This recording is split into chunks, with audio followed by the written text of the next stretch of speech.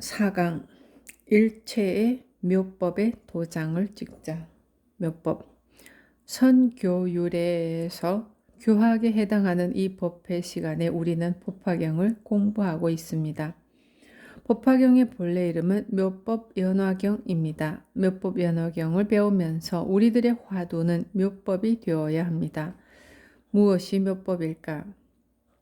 내 삶에 있어서, 내 사업에 있어서, 인간 관계에 있어서, 나의 생활에 있어서 이 묘법이 어떻게 적용되어야 할까? 이러한 문제를 화두로 생각하고 이 법회가 있는 동안 묘법의 이치를 잘 터득해야 할 것입니다. 묘법에서 묘는 아름답다, 미묘하다는 뜻이고 법은 모든 이치와 사물, 유형, 무형의 모든 존재를 말합니다. 물론 부처님의 가르침도 법입니다. 부처님은 이 세상에 존재하는 모든 이치와 모든 존재에 대해서 가르치셨습니다. 그것이 다 법입니다. 그 가르침을 터득한 것이 지혜이고 아직 나의 지혜가 되지 않았다면 바깥의 경계 대상입니다. 그 대상들과 내가 이해하는 지혜, 이 모든 것을 아울러 말하여 법입니다. 몇 해 전 숭례문이 불에 탔습니다. 저는 한 사람의 미친 장난에 의해서 숭례문이 탈 수 있겠는가? 라는 생각을 해보았습니다. 숭례문은 예를 존중하고 숭상하는 문입니다. 우리나라는 일찍이 동방예의지국이라고 해서 공자도 한때 우리나라에 오고자 했습니다. 공자는 탐구하는 마음, 학구적인 마음, 다른 나라까지 가서 무엇인가 배우고자 하는 마음이 불타오르는 사람이었을 것입니다. 그렇게 열정이 많았기에 자기의 가르침이 제일 잘 실현되고 있다는 우리나라에 오고 싶어 했을 것입니다. 그런 공자를 말리며 제자들이 오랑캐 나라인데 뭐하러 가려고 하십니까? 라고 하자 공자는 군자가 사는 곳인데 문제될 것이 무엇이 있는가? 라고 하였습니다. 군자가 사는 나라는 예의를 숭상하는 나라입니다. 그런데 예의를 숭상하는 문이 불에 탔습니다. 이제 더 이상 사람들이 예의를 숭상하지 않는 장안에서 예의를 숭상한다는 문이 있을 이유가 없었기 때문에 어쩌면 숭례문이 스스로 불탔는지도 모릅니다. 우리 불자들은 눈에 보이는 가시적인 현상에만 치우칠 일이 아닙니다. 불교는 인과의 원리를 가르치는 종교입니다. 모든 것이 연기의 관계 속에서 형성되고 굴러가고 있다고 보는 것이 불교의 시작입니다. 불교의 시각입니다.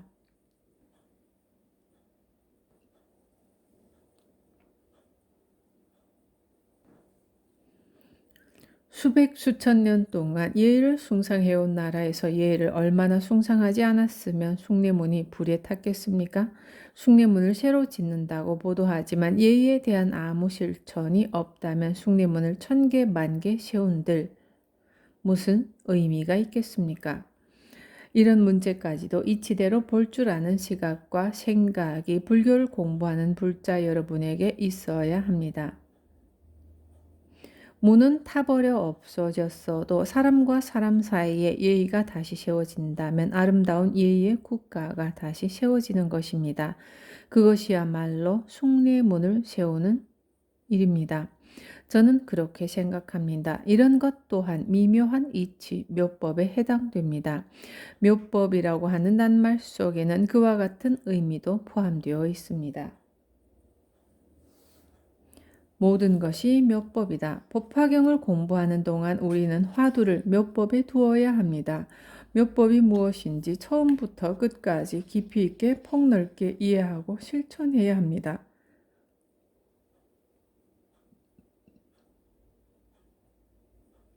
그러려면 묘법이라고 하는 도장을 모든 문제, 모든 사람, 모든 관계, 모든 일에 낱낱이 찍읍시다. 내가 하는 일상생활, 일체 일에 묘법의 도장을 찍읍시다. 그래서 그 이치를 관조하고 터득해야 합니다. 묘법을 환히 나의 살림살이로 만들어서 생활에 적용할 줄 알아야 합니다. 이것이 우리가 묘법 연화경을 제대로 공부하는 일입니다. 방편품. 법화경은 모두 28품으로 되어 있습니다. 서품이 끝나고 이제 방편품으로 들어가는데 여기서부터 본론입니다. 법화경의 전반부에서 이 방편품이 중요한 품으로 되어 있습니다. 지엽과 열매, 불교에서는 방편이라는 말을 많이 씁니다. 어찌 보면 그동안 알고 있던 불교는 100% 방편 불교라고 봐도 틀린 말이 아닙니다. 법화경은 그동안의 방편 불교를 활짝 열고 그 안에 있는 진실을 찾아내는 가르침입니다. 그동안의 나머지 가르침은 지엽이고 법화경 가르침은 충실한 열매입니다.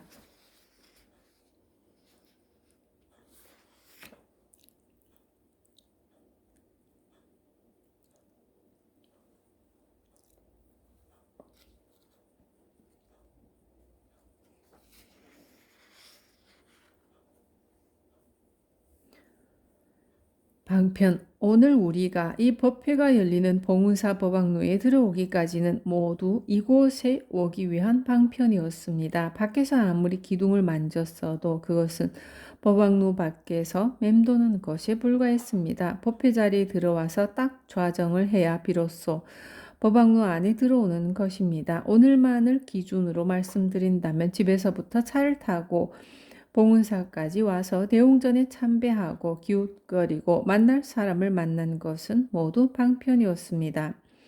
법화경을 공부하는 이 순간이야말로 오늘의 중심이고 오늘 내가 할 일의 진실입니다. 나머지는 지엽입니다. 그와 같이 불법도 많은 방편을 거쳐서 비로소 부처님이 가르쳐 주고자 하셨던 부처님의 진실에 딱 들어오게 하는 가르침이 있습니다. 바로 이 법화경입니다. 불교의 열매, 법화경 안에 이런 말이 있습니다. 40여 년 세월 동안 나는 방편 불교만 이야기해왔다. 그동안 내 가슴 속에만 있던 참으로 제자들에게 전해주고 싶은 그 내용을 말하지 못했는데 이제 내가 죽음을 앞두고 비로소 말할 때가 되었다. 만일 그동안 법화경이 아닌 불교를 신봉하고 실천했다면 그것은 법화경의 진실에 들어오기 위한 방편이었다고 생각해야 합니다. 최소한 법화경에 의해서 불교를 판단하기로 하면 그렇습니다.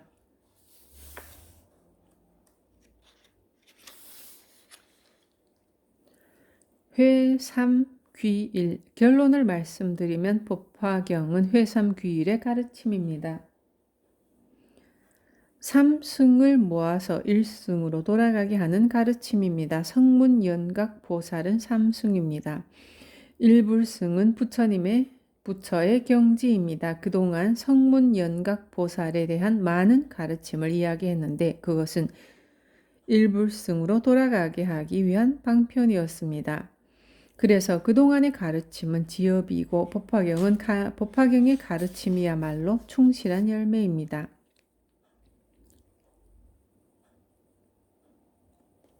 부처님의 지혜를 찬탄하다. 그때 세존이 산매에서 조용히 일어나시어 사리불에게 말씀하시었습니다. 모든 부처님의 지혜는 매우 깊고 한량이 없으며 그 지혜의 문은 이해하기도 어렵고 들어가기도 어려워서 일체 성문들이나 벽지불들은 알 수가 없느니라. 무슨 까닭인가 하면 부처님은 일찍이 백천만억의 무수한 부처님을 친근하여 모든 부처님의 한량없는 도법을 모두 수행하고 용맹정진하였으므로 그 명성이 널리 퍼졌으며 깊고 깊은 미증유한 법을 성취하여 알맞게 말씀하신 것이므로 그 뜻을 알기 어려우니라. 문득 이렇게 부처님은 당신이 터득하고 깨달으신 부처의 경지를 잔뜩 칭찬합니다. 이것은 미증유의 법이며 그동안은 그것을 편의상 알맞게 이야기해왔을 뿐이라고 말씀하십니다. 사리불이여, 내가 성불한 뒤로 갖가지 인연과 갖가지 비유로서 여러 가지 교법을 널리 말하며 수없는 방편으로 중생들을 인도하여 온갖 집착을 떠나게 하였으니 불교에는 인과 인연, 연기와 비유가 아주 많이 나옵니다. 법화경에서도 갖가지 비유로서 여러 가지 교법을 말했습니다. 또 수없는 방편으로 중생들을 인도하여 온갖 집착을 떠나게 했다고까지 부처님 당시에도 이야기하였습니다. 그런데 부처님이 열반하신 이후로는 부처님 제자들이 각자 성향과 필요에 따라서 더 많은 방편을 만들었습니다. 우리나라에 불교가 들어와서 만들어진 방편도 무수히 많습니다. 어쩌면 우리는 방편 불교 속에서도 그것이 방편인 줄 모르고 불교의 진실인 양 알고 있습니다. 여기에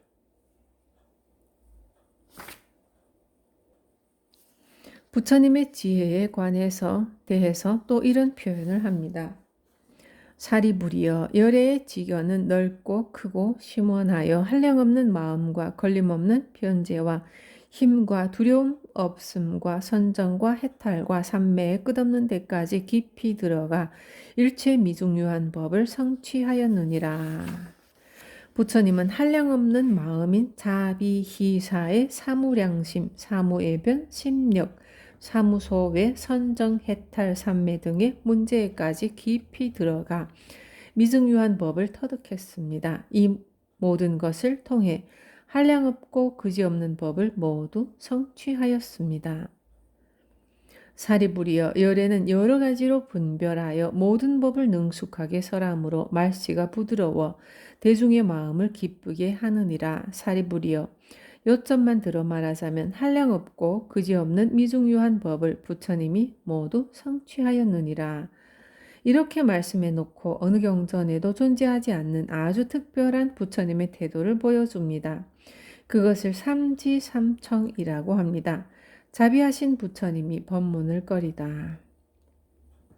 부처님은 가슴 깊이 묻어두었던 부처의 살림살이에 대해 스스로 이렇게 칭찬을 늘어놓고는 그만두자, 이야기할 게 뭐 있나, 괜히 비방만 할 것이다, 에이 그만두자고 하시는 것입니다. 부처님은 자비하신 분인데 어찌하여 서두만 꺼내놓고 말을 거두시는가, 이 또한 신기한 이야기입니다. 이것이 법화경에만 있는 삼지삼청장입니다. 그만두어라 사리부리여 굳이 다시 말할 것이 없느니라. 왜냐하면 부처님이 성취한 제일이며 희유하고 알기 어려운 법은 오직 부처님과 부처님만이 모든 법의 실상을 철저히 깨달았기 때문이니라. 부처가 부처에게만 통할 수 있는 내용인데 너희들에게 이야기할 것 없으니 그만두자고 하면서도 부처님은 미련이 남았는지 당신이 깨달으신 모든 존재의 실상을 언급합니다. 소위 십여시라고 하는 10가지 이치도 여기서 소개합니다. 십여시라고 하는 10가지 이치는 방편품에 아주 중요한 내용입니다. 십여시만 가지고 논문을 써서 박사 학위를 받은 사람도 여럿입니다. 십여시의 내용은 다음과 같습니다. 여시상, 모든 법의 이러한 모양, 모습이다. 이러한 성품, 모든 것은 각자의 성질이 있다. 이러한 본체, 눈에는 보이지 않지만 본체가 있다. 이러한 힘, 모든 존재는 그 나름의 힘이 있다. 예를 들어서 여러분이 깔고 앉은 방석이 가진 힘은 사람이 대신하지 못합니다. 방석만이 제 역할을 할 수 있는 힘이 있습니다. 오늘 나눠준 주보는 종이 몇 장이지만 주보만이 할 수 있는 힘을 가지고 있습니다. 그러니 사람은 오죽하겠습니까? 모든 것에는 그 나름의 힘이 있습니다. 이것이 부처님이 파악하신 존재의 실상입니다. 이러한 작용, 쓸모없는 사람, 쓸모없는 물건은 아무것도 없다. 이러한 원인, 모든 존재에 대한 각자의 원인이 있다. 이러한 연유, 이러한 사연이 또한 각각 다르다. 이러한 결과, 일체 존재의 결과는 각각 다르다. 이러한 보응, 전부 그 과보가 있다. 이러한 시작과 끝과 구경, 모든 존재는 이 십여시를 가지고 있습니다. 간단하게 말했지만 설명하자고 하면 끝이 없습니다. 예를 들어 연필이 있다고 하면 이 연필에 대한 10여 시를 다 설명하지 못합니다. 사람 역시 갑이라는 사람에 대해 설명하려면 그 설명이 무한합니다. 어떤 소소한 물건에 대한 설명만 하더라도 한 권의 책이 되고도 남습니다. 그럼에도 경전에서는 함축적으로 10여 시라고 간단히 줄여버립니다. 그 속에 있는 무궁무진한 뜻은 우리가 헤아려야 합니다. 우리는 경전 하나를 놓고도 그 속에 담긴 무궁무진한 뜻을 대충 흘려버리고 사유할 줄 모릅니다. 경전을 읽으면 공덕이 있다고 하니 그냥 건성으로 읽는 것입니다. 다른 경전도 그렇지만 특히 법화경은 무궁무진한 뜻을 지니고 있습니다.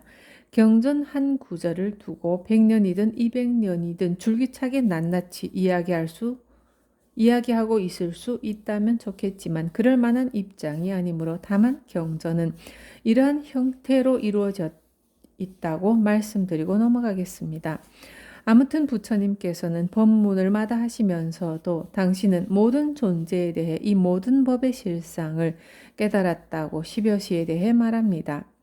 부처님의 이러한 지혜를 아는 사람이 드물다고 하시면서 스스로 별별 칭찬을 다 합니다. 그러자 부처님의 상수 제자이며 지혜 제일인 사리불이 그냥 있을 수가 없습니다. 왜냐하면 사리불은 이 법석의 책임자이기 때문입니다. 사리불이 3번 청하다. 법석을 열어놓고 큰 법을 설하려고 시작하는데 부처님께서 당신이 깨달으신 법을 잔뜩 칭찬만 해놓고 법문하기를 그만두자고 하니 모인 청중이 안타까워하고 궁금해합니다. 그러자 사리불이 이런 청을 합니다. 이때 사리불이 사부대중들의 의심을 알아차리고 자기 자신도 분명히 알지 못하여 부처님께 말씀드렸습니다. 세존이시여, 무슨 인연으로 모든 부처님의 제일 방편이신 매우 깊고 미묘하여 이해하기 어려운 법이라고 은근하게 찬탄하십니까? 제가 예전부터 지금까지 한 번도 부처님께서 이렇게 말씀하시는 것을 듣지 못하였으니 지금 사부대중이 모두 다 궁금해하고 있으니 바로건대 세존께서 그 일에 대해 말씀하여 주십시오. 세존께서는 무슨 일로 매우 깊고 미묘하여 이해하기 어려운 법이라고 은근히 찬탄하십니까? 사리불이 청하자 부처님은 말씀하십니다.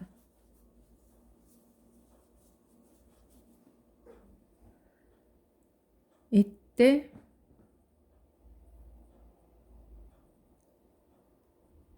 부처님께서 사리불에게 말씀하셨습니다. 그만두자, 그만두자. 더 이상 말할 것이 아니니라. 만약 이 일을 말한다면 모든 세간과 천신들과 사람들이 모두 놀라고 의심하리라. 도대체 무슨 법을 이야기하려고 부처님은 이렇게 뜸을 들입니까? 과연 뜸을 들입니까? 아니면 진정으로 그만두어서 말하지 않기 위함입니까? 부처님께서 이렇게 2번째로 그만두자고 하자 사리불이 다시 말씀드립니다. 세존이시여, 원컨대 말씀하여 주십시오.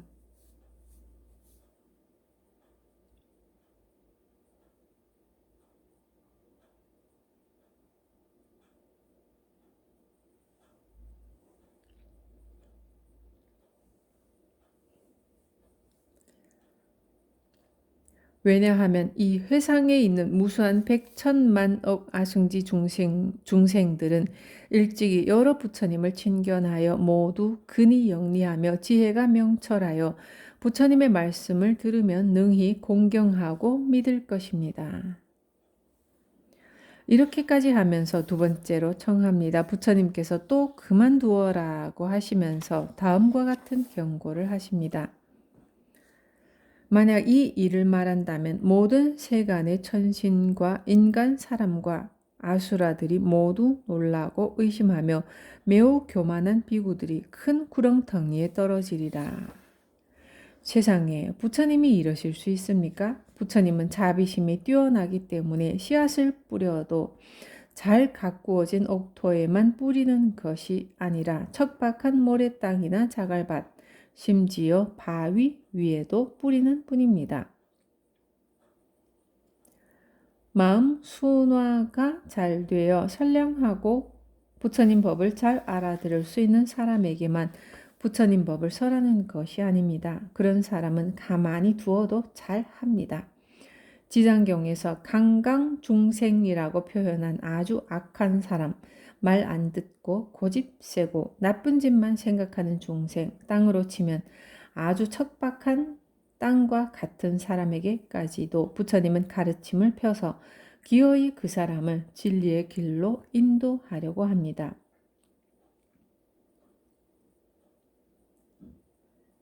그것이 부처님 마음이고 일반적인 불교인데 도대체 얼마나 위대한 가르침을 설하시려고 부처님께서 3번까지 그만두자고 합니까? 사리불도 보통 제자가 아니므로 그런 부처님에게 다시 법문을 청합니다. 부처님이 그만두자고 하는데도 사리불은 기어이 3번을 청해서 부처님의 법을 들으려고 합니다.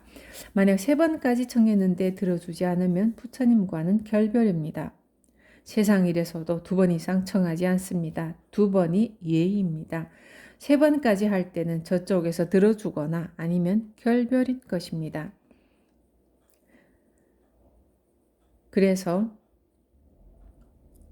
청할 때도 잘 청해야 합니다. 3번째로 청한다는 것은 내 인생을 다 걸고 당신과의 그동안의 인연을 다 걸고 청한다는 각오로 해야 합니다. 듣는 사람도 그것을 이해하고 들어야 합니다. 사리불은 그런 내용을 잘 압니다. 그래서 부처님의 상수 제자인 사리불은 40년 부처님과의 인연 관계를 걸고 부처님께 법을 3번 청합니다. 만약에 3번 청했는데 부처님이 안 들어주셨다면 사리불 역시 부처님과의 관계를 끊어야 했을 것입니다. 이 사실을 잘 아는 사리불이 산문으로도 개성으로도 3번이나 법을 청합니다. 참 대단한 내용입니다. 최상의 양족존 부처님이시여 제일가는 그 법을 말씀하여 주소서. 저는 부처님의 장자입니다. 원컨대 분별하여 말씀하여 주소서. 여기 모인 수없는 여러 대중들은 이 법을 공경하고 믿을 것입니다.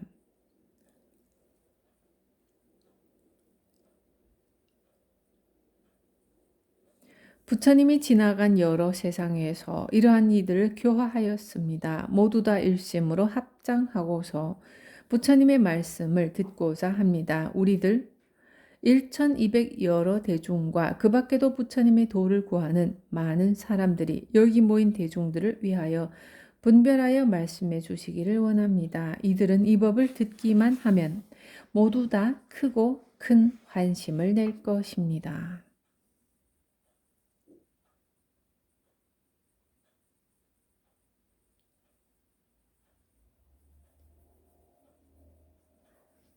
이렇게 사리불이 부처님과의 모든 인연을 걸고 부처님께 법을 3번 청하였습니다. 이런 사연들이 법화경에 있습니다.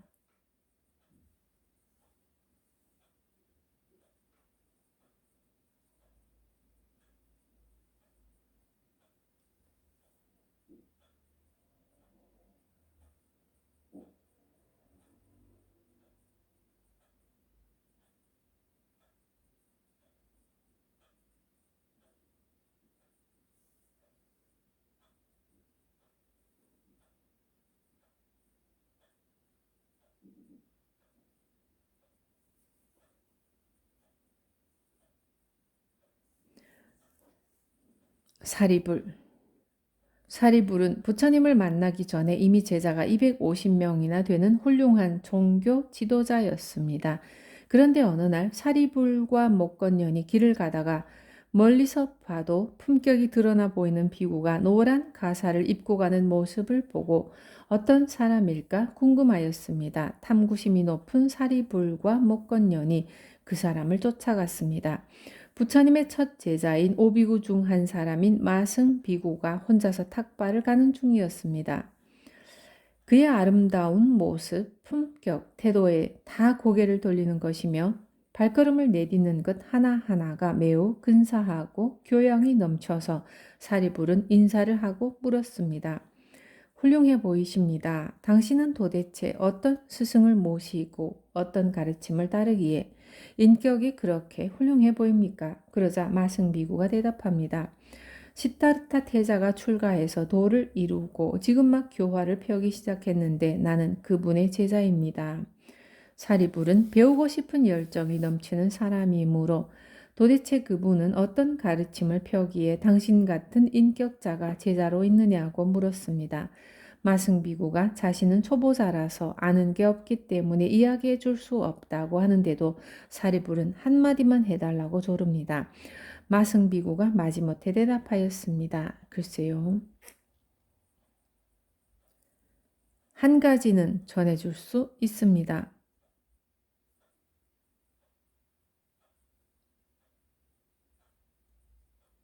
이런 말을 저는 자주 듣습니다. 제법 종연생, 제법 종연멸.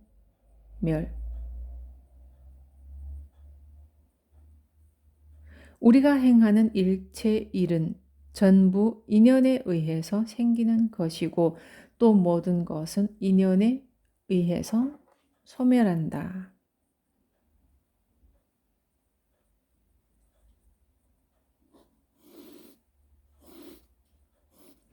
우리 부처님 큰 사문께서는 항상 이와 같은 이치를 말씀하십니다.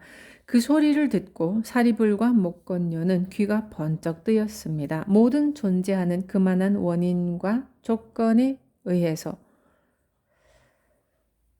생기게 됩니다. 사업이 흥하고 망하는 것에서부터 사람들이 이 세상을 살아가는 것, 동물이나 식물, 봄이 오고 가을이 오는 것 등 두두물물 일체가 인연에 의해서 돌아갑니다.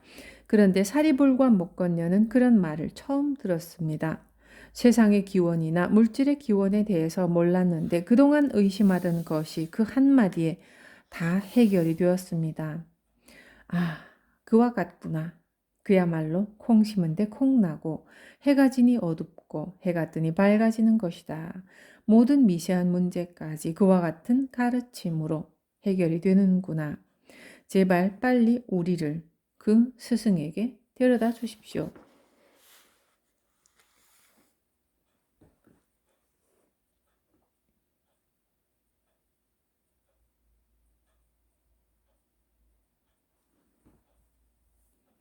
사리불과 목건녀는 탁발 가는 마승비구를 졸라서 자신의 제자들까지도 데리고 부처님께 귀의하였습니다. 사리불과 목건녀는 진리를 알고자 하는 마음이 그렇게 넘쳤던 분들입니다. 목건년과 사리불이 들어온 이후 두 사람이 부처님의 오른팔과 왼팔과 같은 역할을 했습니다.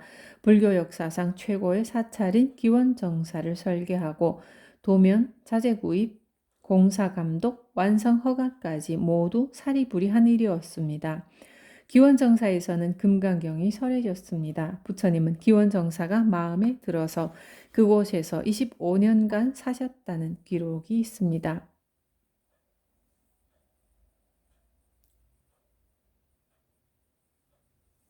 삼지삼청.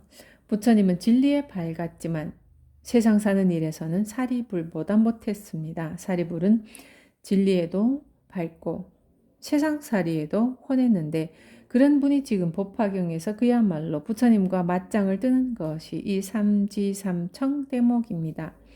만약 설해주지 않으면 나는 인연을 끊겠다는 심정으로 부처님과의 40년 인연을 걸고 세 번째까지 청합니다. 라는 내용입니다. 이 속에 숨은 의미를 조금만 설명했지만 좀 더 드러내고 부각한다면 엄청난 의미가 담겨 있습니다. 이렇게 부처님이 그만두자고 세 번을 거절하고 사리불이 청법하기를 3번 했다고 하여 이 대목을 삼지삼청장이라고 합니다. 이 삼지삼청도 미묘한 이야기지만 여기에 또 불교사에서 희유한 사건이 일어납니다. 바로 5,000명이 퇴석하는 이야기입니다. 5천 명이 퇴석하다. 사리불이 정성을 다해서 부처님께 법문을 청하자 드디어 부처님이 허락하십니다. 이때 세존께서 사리불에게 말씀하셨습니다. 그대가 이제 은근하게 3번이나 청하였으니 어찌 말하지 않을 수 있겠는가? 그대는 자세히 듣고 잘 생각해라. 내가 이제 그대들을 위해서 분별하여 해설하리라. 이 말씀을 하실 때 법회정에 있던 비구 비구니와 새 우바이들 5천 명이 자리에서 일어나 부처님께 예배하고 물러갔습니다. 그런데 그때 부처님이 그렇게까지 뺄 게 뭐 있느냐, 40년 동안 우리에게 할 소리 다 했고 우리도 들을 것 다 듣고 우리도 다 증득한 바다라고 생각하고 있던 5천 명이 자리를 박차고 법석에서 나간 것입니다. 하늘 같은 부처님 법석에서 앉아있던 청중이 5천 명이나 자리를 박차고 나간다고 하는 이 사건은 놀라운 일입니다. 콧대 높은 비구니만 나가는 것이 아니고 비구니도 따라 나가고 청신사 청신녀도 나가버립니다. 이러한 사건이 부처님 역사상에 있었습니다. 왜냐하면 이 사람들은 죄의 뿌리가 깊고 무거우며 매우 교만해서 얻지 못하고도 얻었노라 하고 깨닫지 못하고도 깨달았노라 하는 이들이었습니다. 이러한 허물이 있으므로 법회에 머물러 있지 아니하였습니다. 그리고 세존께서도 묵묵히 계시면서 그들을 말리지 아니하였습니다.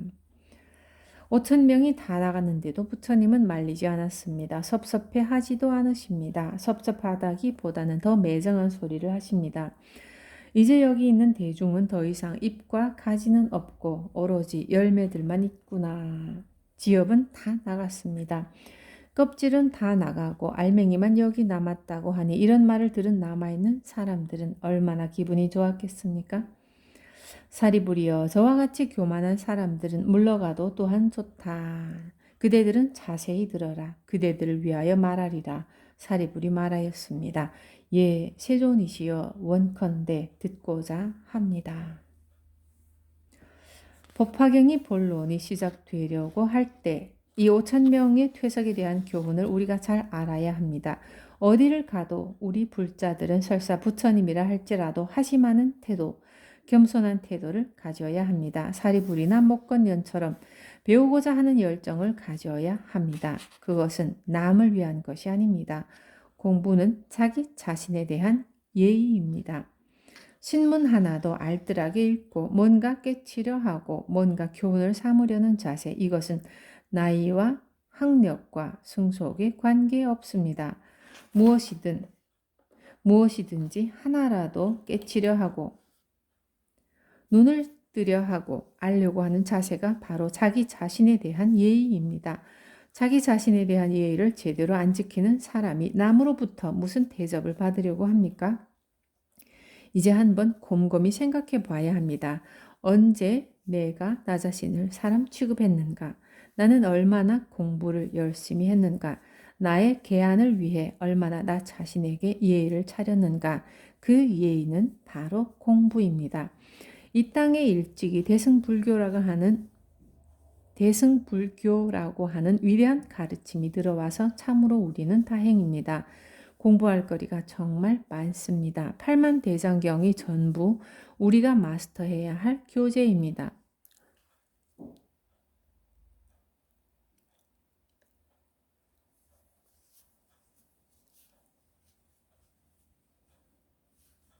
하심.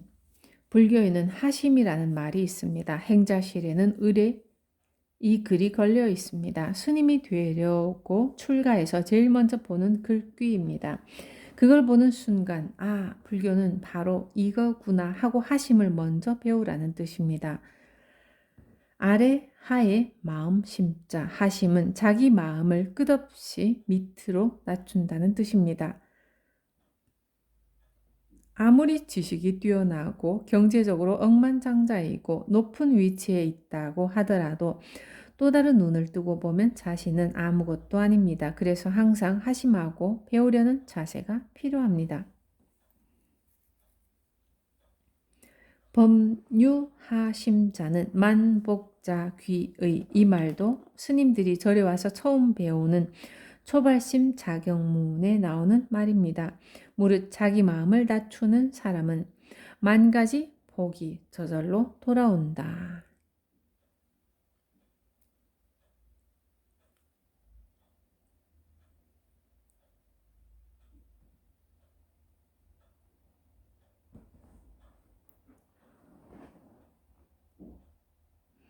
인간관계에 있어서 늘 마음을 낮추고 겸손하고 배우려는 태도를 가진다면 모두 그 사람을 좋아하고 그 사람부터 챙깁니다. 자기 마음 하나만 낮추면 만 가지 복이 저절로 돌아오게 되어 있습니다. 부절아만이면 학법무익이라는 말도 있습니다. 아만은 내가 잘났다, 내가 아는 게 많다는 자만심입니다. 그걸 꺾지 않는다면 고준한 법문을 들어도 아무런 이익이 없습니다. 자만심이 꽉 들어차 있어서 법문이 들어갈 자리가 없는 것입니다. 옛날에 어떤 장군이 선사에 와서 법을 물었습니다. 선사가 말없이 계속 차만 따르니까 차가 찻잔을 흘러넘쳐서 방석을 적셨습니다. 장군이 물었습니다. 스님, 왜 그렇게 차를 따릅니까? 방석이 다 젖었습니다. 선사는 그제야 찻주전자를 옆에 놓고는 말합니다. 당신이 나에게 법문을 들으러 온 모양인데 당신의 마음이 암 안으로 꽉 차서 넘쳐나는데 내 법문 들어갈 자리가 어디 있습니까? 진짜 고수는 이렇게 차 한 잔을 따르면서도 하고자 하는 법문을 다 합니다. 고수들은 저처럼 말을 많이 안 합니다. 차만 따라도 훌륭한 법문입니다. 방석이 젖었다 한들 무슨 문제입니까? 한 사람을 깨우칠 수 있다면 집 몇 채가 날아가도 그 값을 합니다. 예, 스님, 잘못했습니다. 장군이 무릎을 치고 비로소 깨닫게 되었습니다. 하나하나 유심히 들여다보고 뭔가를 알려고 한다면 세상에는 전부 교훈이 되는 것, 내게 유익한 것들 뿐입니다. 오천퇴석. 부처님 법상에서 5,000명이 퇴석을 하였습니다. 자리를 박차고 나간 5,000명은 못났지만 못난 사람의 행동이 뒷사람에게 큰 교훈을 남겼습니다. 선한 사람은 선한 것이 본보기가 되고 악한 사람은 악한 짓은 그렇게 하면 안 된다는 교훈을 줍니다. 세상에 헛것은 하나도 없습니다. 그것을 내가 어떻게 받아들이고 활용하느냐에 따라 다를 뿐입니다. 자기를 낮추고 자기를 비울 줄 알면 모든 문제는 다 풀리게 되어 있습니다. 자기를 낮추는 사람에게는 인생길이 저절로 열립니다. 사업을 하든지 공부를 하든지 사람 관계든 어떤 일에 있어서든 자기를 낮추고 비울 줄 알면 모든 일이 다 풀리게 되어 있습니다. 5,000명이 부처님 법석에서 이렇게 자리를 박차고 나감으로 해서 우리를 돌아보게 하고 경각심을 일깨우는 길이 되었습니다. 자기를 높이는 것은 자기 자신에게 얼마나 해악이 되는가요? 어떤 분야에서든 자기 발전을 위해서는 자기를 비우고 열심히 정진해야 합니다. 이렇게 마음을 모아 공부하는 일이 자기 자신에 대한 이익이고 진정으로 자신을 위하는 일입니다.